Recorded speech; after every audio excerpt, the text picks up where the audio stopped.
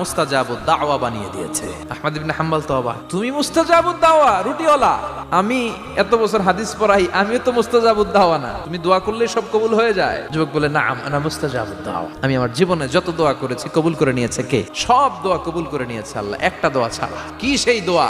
যুবক এবার বলতে শুরু করলো, আমার জীবনে যে দোয়াটা আল্লাহ কবুল করে নাই সেটা হচ্ছে আমি আল্লাহর কাছে অনেক চেয়েছি, অনেক দোয়া করেছি, যে আল্লাহ শুনেছি এই জামানার সবচেয়ে বড় মুহাদ্দিস, তার নাম নাকি ইমাম আহমদ ইবনে হাম্বল, আল্লাহ তোমার কাছে আমার চাওয়া আমি যেন এই ইমাম আহমদ ইবনে হাম্বলের দেখে মরতে পারি।